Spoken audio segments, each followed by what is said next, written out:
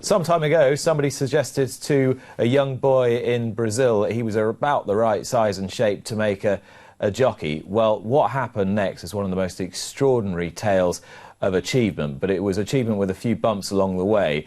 The headline is that he became champion jockey 3 times in the United Kingdom in 2015, 2017 and 2018, and there were some epic battles in other years as well. For the first time, and I've been trying to secure him for this seat for about 2 years, but I finally got him.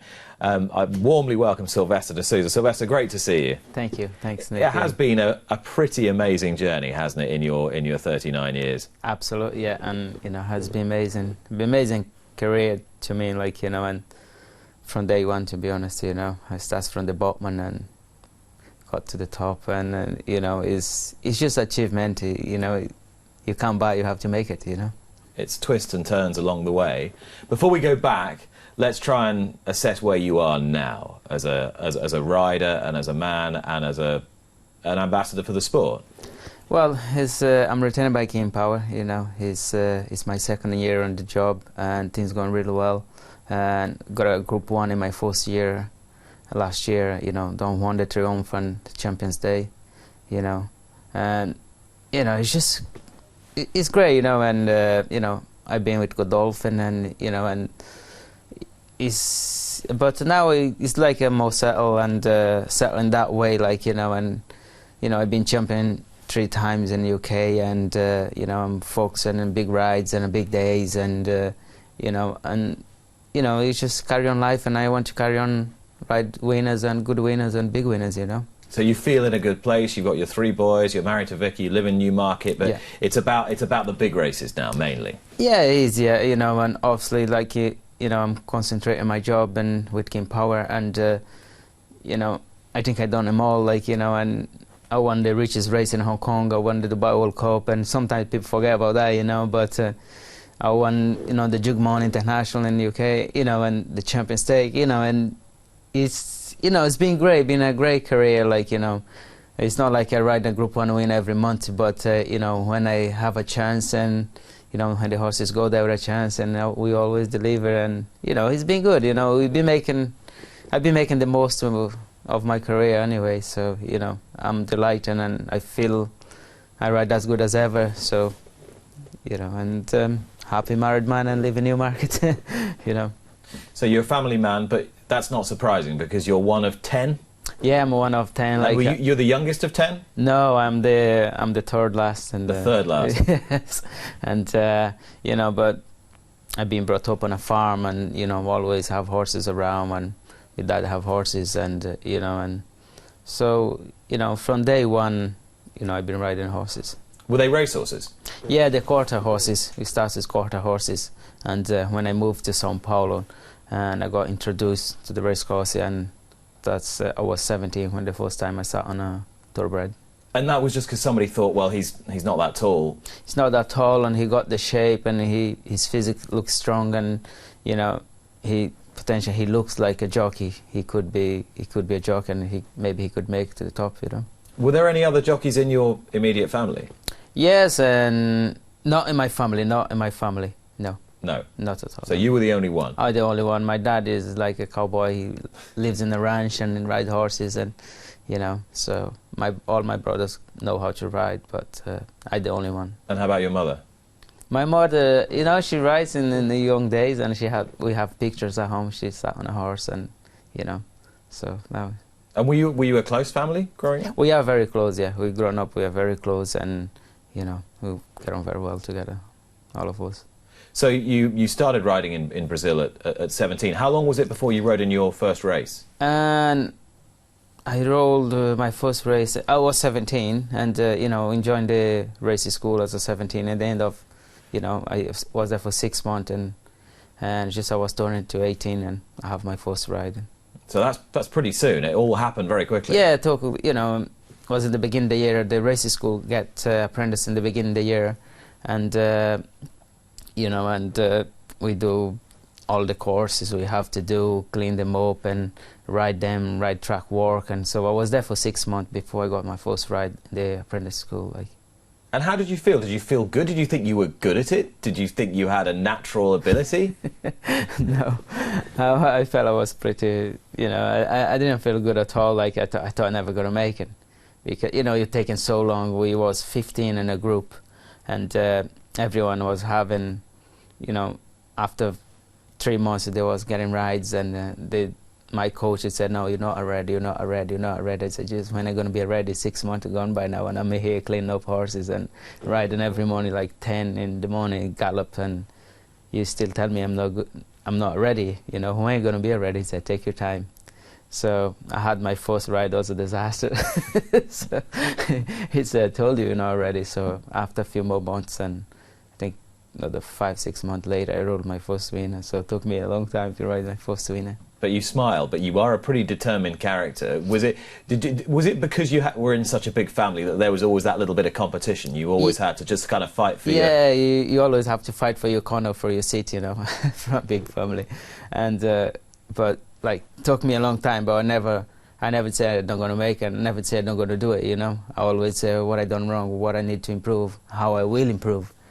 And they showed me the road, how to improve and how to do things, and even a couple of trainers in the beginning say, I don't think you're going to make it. You may have to have a look for another career. But, after I rolled my first win and things click, and, that's riding winners every day. And I went up, turned to be okay, So, but in the beginning it was tough, in the beginning it was tough. I think it's for every apprentice, you just have to have the determination and say, I will do it, and working hard, and you get to the point you want, Why did you leave Brazil?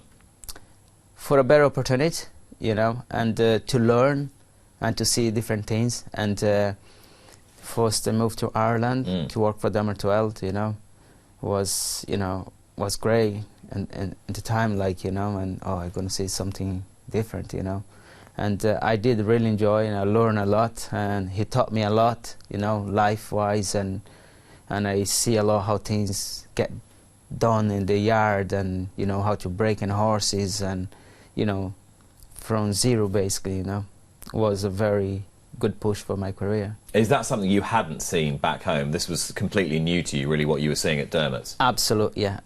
When we was going to Moygley Stud to break in like 75 babies every year, it's a big thing. Like you pick up from the field and bring to the stables and do things slowly with the horses and get them ready to sat on for the first time. It's different the way we do it in Europe, But you obviously wanted rides. You wanted to get on the racecourse, and you wanted to ride good horses. Yeah. How frustrated did you find that period? And I find everything was good for the time being, when I was with Dermot Weld, and I was enjoyed work, and I was seeing things different, but came to a point I'd say I want to ride, I want to go back to ride.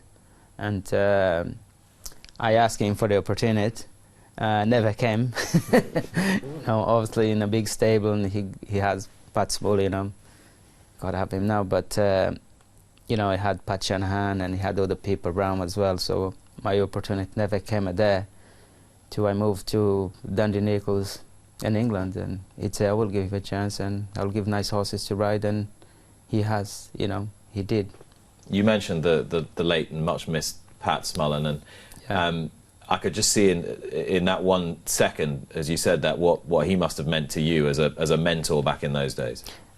He was an unbelievable man, to be around, he's was really professional, and I was only a stable lad when I was up there, but he always come and talk and say hello, hi, and make you feel welcome in the place.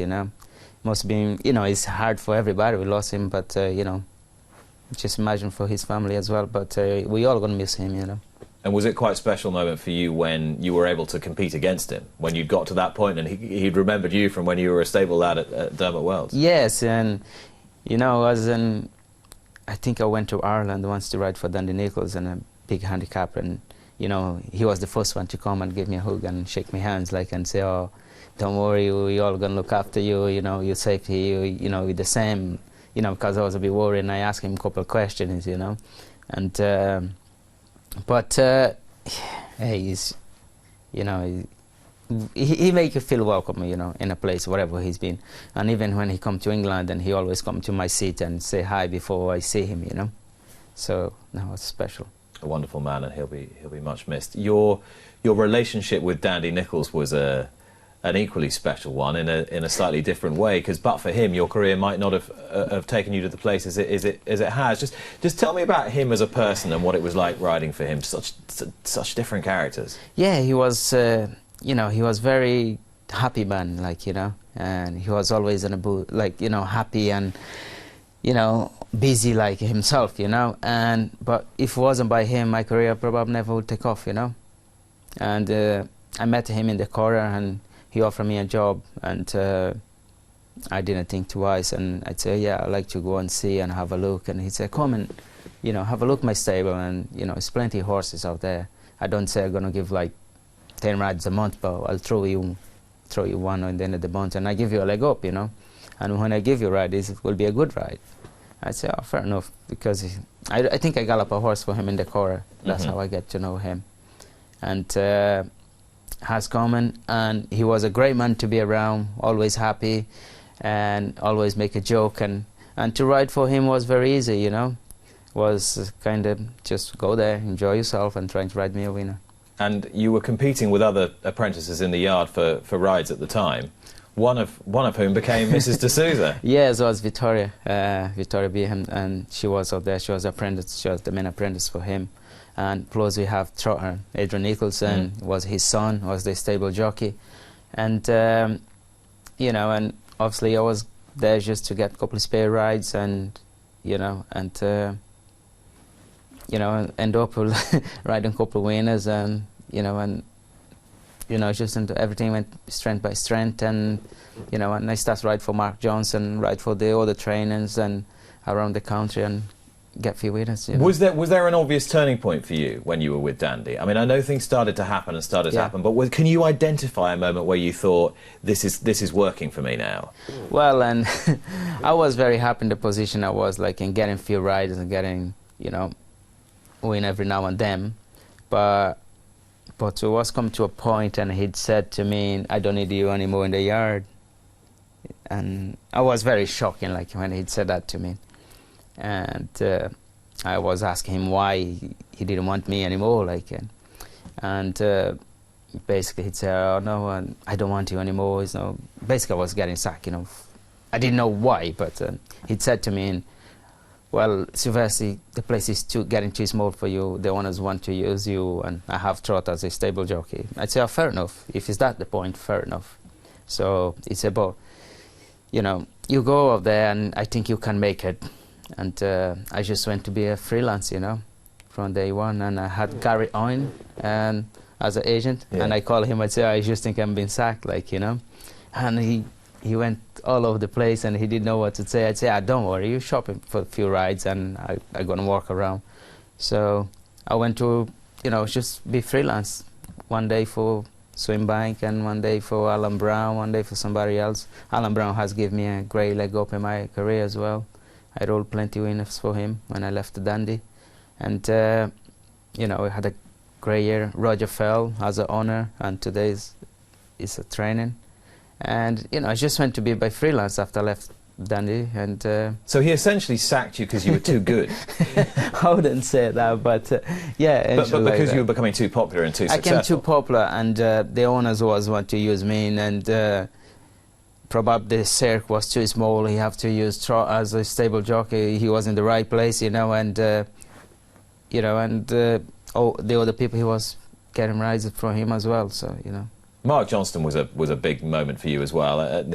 He sort of taken a look and realised that you were riding in plenty of winners. There was an interesting moment though when you were riding for Mark Johnston, when he sent you down to the Melbourne Cup to ride a horse called Fox Hunt. Yes. That came 6th or 7th, ran well. Yeah, it ran very well. And you were going for the title at the time. Yeah. And you probably would have won the title if you hadn't gone to the Melbourne Cup, wouldn't you? Yeah, probably not. But you know, I thought it was a great opportunity, and a title come every year. But it's not every year you'd find a horse to go for Melbourne Cup, and I haven't found one since. You know, I'm a bit gutted, like, you know. And probably was a bit too green in the, you know, in that stage to go and ride in that race. and I wish I have the experience I have now. And but you know, Mark has been a great man in my career. I couldn't do it without the support I had from him. What do you like about riding for him? Simple.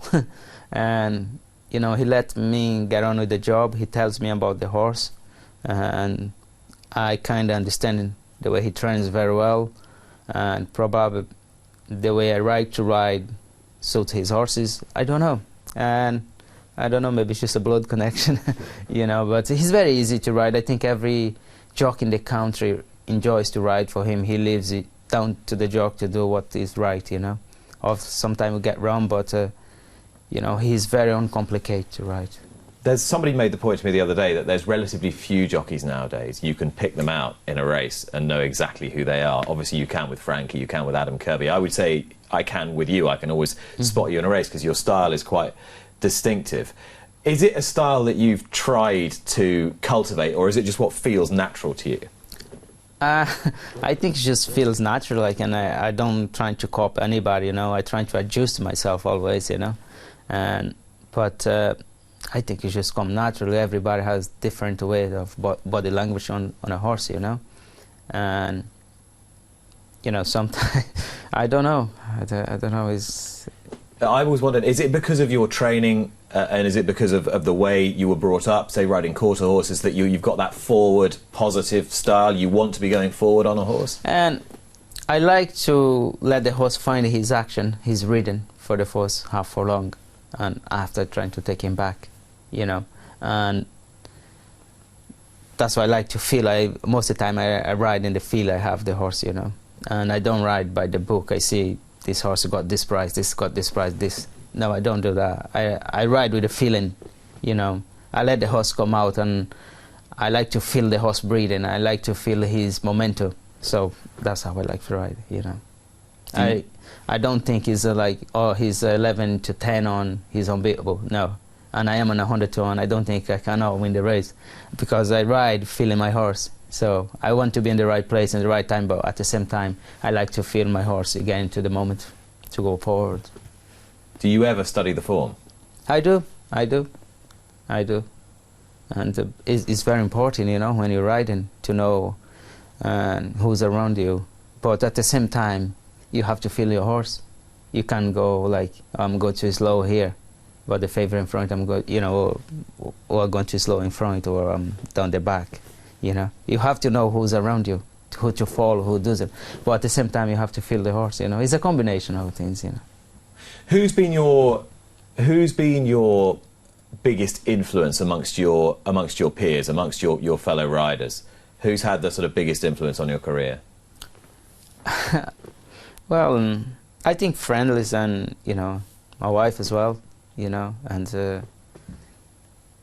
you know, it's a lot of people. Like, you know, it's a lot of people, and you know, if I'm gonna mention the names, it'll be a long list. You know, but I think friendly, all the friends I have, and you know, all the people involved in my career, they're very special to me. You did become champion jockey, but not before a couple of pretty epic tussles with Richard Hughes and Paul Hannigan, particularly.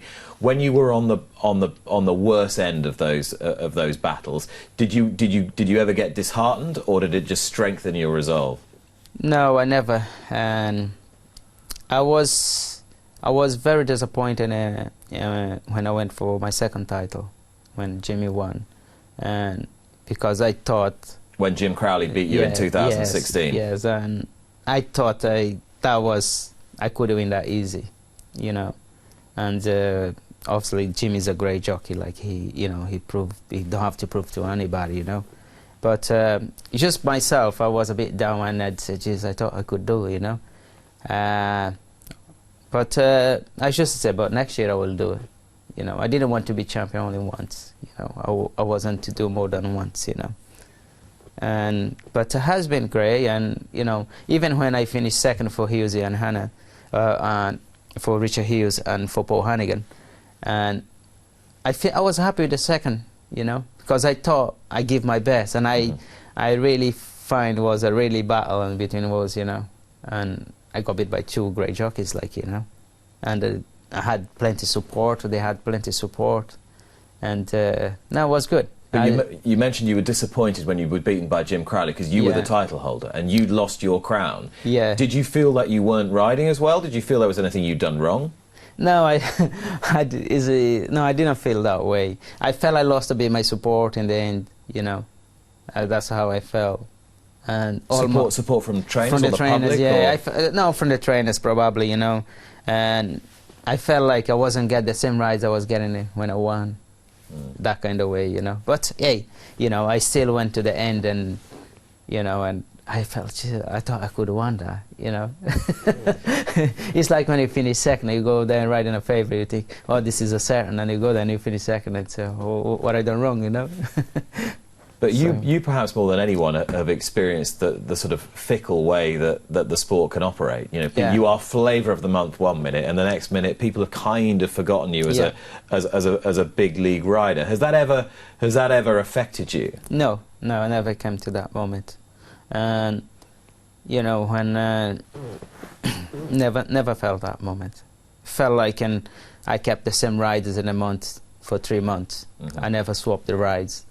You know, felt that way, you know, and the other people keep changing the rides and go for the best one, you know, and I kept the connection, never expand to move on to the next level, you know. You need to do that if you go for a title, you know. You can't keep the same rides. You have to always ride the one finish second behind you because he's going to be the next winner. Tell me about your very brief relationship with Godolphin. It yielded some success. You won a champion stakes on Farb. Yeah. Why do you think it didn't work out? Well, I don't know. I was there for 3 years. There was a lot of change, and you know, the racing manager left, Simon Christopher, and you know, maybe it's a change that they only want to do, and the other managers coming in and they want new faces, and you know, I felt, you know, me and Saeed, like, you know, we still speaking, and you know, but who knows? They never told me why, and I never asked why, but it's to everyone to tell, why not? Do you think, we're watching, this was a wonderful running of the Champion Stakes, and you beat Silvestre De Sousa, ruler of the world, and you were miles clear. Do you just feel that's the best policy in life, not to try and question too much and just to get your head down and get on with it? Absolutely, yeah. I think you just have to get on with the day job, you know. I wouldn't be the first man stepping off the job. You know, you see so many times with the great jockeys like in Johnny Morton. He went to anyone in Group 1 and he still got a step in the side of his job, did it. And, you know, Mick Kinnan, everybody gets, you know, is a lot of new faces in racing, like, and they always want news, you know, they always want, you know, new jockeys, and, you know, they want to try harder than the others, like, you know. I never questioned why, and they never told me why they want to have new jockeys. Saeed, I know, was happy to stay there, but I didn't want to stay there as a step, you know. I didn't want to stay there as a second or third jockey or just getting riders in the B tracks. I always want to do, you know, I want to do better than what I was doing, and I thought I was doing great, you know. And you obviously are spurred on to keep achieving, to keep doing better, to keep winning more big races. We talked at the beginning of this interview about your ambitions for the immediate future, and you just said you want to be is it that you want to be a permanent fixture in all those group races? If there's a Group 1, you want your name in that Group 1 as a matter of course? Yes, absolutely. You know, that's what you want when you are a jockey. Like, you know, you want to ride in the big races, and all big races. I love if I could get a ride in every big race, like, but it's not possible, is it? But you know, it just is a moment, like, you know, I don't think I have to prove anything for anybody, like, and even for myself, I don't have to prove anything because I did what I want to do, you know. I couldn't do what without the support I had, but, you know, so, but that's what I want. I want to ride in big races. I want to be in every big meeting, and that's what I want to be. Do you think that because you won the 3 championships and because you were considered to be a numbers man, somebody who wanted to go to Catterick and ride 6 favourites, that it almost skews people's perception of you? They almost don't look at you as a big race rider. They look at you as a rider who wants a lot of winners. And could be, but you know, but it's not like in another day was in Subtle. Yeah. You know what I mean? And I think you have to be hungry to ride winners, and I feel I'm still hungry to ride winners. Like, but you know, but I want to be in the big days as well. You know. And the job with King Power Racing was beset by tragedy very early on because of the loss of the founder, the chairman. Yeah. How profoundly did that affect you? And I think affected the whole King Power Racer, you know, and is because I only met the chairman, you know, week before he, you know, the helicopter crash, like, and I didn't know if things would go ahead and what's going to happen, and you know, was a frustrating moment, you know, because I got approached to a job, and I would know if it would go ahead if he thought was going to take over, or like, you know, it has been great, like he took over, and you know, his dad's vision, like, and I think he's great for racing, and you know, because his dad was very passionate for racing, you know, and as a racing and football. So, and I just didn't know, and I went to Hong Kong, and after Alistair Dunham spoke to me and said, no, we go ahead, we're going to continue with racing, King Power Race is going to continue, and we want you back. So I was delighted. And just 2 days ago, you rode a group race three-timer for 3 different trainers in those blue and white silks, and it's been a tale of fantastic success for you. You just touched on something there, and before we leave it, to what extent now can you not leave the UK? You've had a little flirt with America. Yeah. You've had a couple of little flirtations with Hong Kong. Yes. But you seem to, and you'd be perfect for both countries. Yeah. But you seem to have this homing instinct now that this is where you belong. Yeah, it's British race is great. You know, it's you need the support to move to them places. You know, I have a taste. I know how things work out there. You need the support, and whatever way you go. But for me to move to America, I thought, and I spoke to Vic, and I said, I think I should move. And I went out there, and I saw how things work. I think I would make it if I move in permanent, but maybe it'll take 1 year or 2 or 3, you know. But I thought I would make my leave, but I felt he's home for me, you know. I got my postcode and I got my address, everything sorted. It's a big moving, you know, and as much I love Hong Kong racing, and I had a great support out there for every time I've been there. I rolled winners, and I rolled a couple of nice winners, you know. And I love out there. Maybe the only place I think can probably move one day if things doesn't carry on with King Power in UK will be Hong Kong, you know. And I love the way the race, and I like the atmosphere, the big crowds and the big days. It's different, it's pressure, and you know who's under pressure, you know who's riding cool, you know. It's, you know, I've been around, so I know how things work. So, but it's great, you know, it's great for Jock to see things different, you know. And I've been very lucky. I get the opportunity to travel around and be in Dubai, and I've been in every big meeting, you know, so, and around the world almost, you know. And is that ultimately the secret to Silvestre De Sousa's success? What's in here? That ability to keep a cool head no matter what's going on around you? Yeah, that's why you just have to, you know, take as your day job, you know, what you're doing every day, you know. And, you know, obviously when you put them collars on, you'd say, you're going to do it now, it's time to work, you know. But at the same time, you need to put your feet on the ground and say, okay, let's do things in the right way. So when somebody suggested to you in Sao Paulo that a jockey was a good idea, what would you say? What do you say to them now?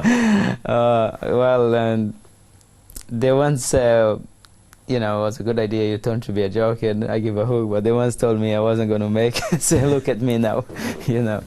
But, you know, it just has been amazing from day one. Silvestre, thank you so much for sharing your story with us. Thank you. Thanks. Silvestre De Sousa, the 3-time champion jockey, is off to Goodwood for 2 rides this afternoon.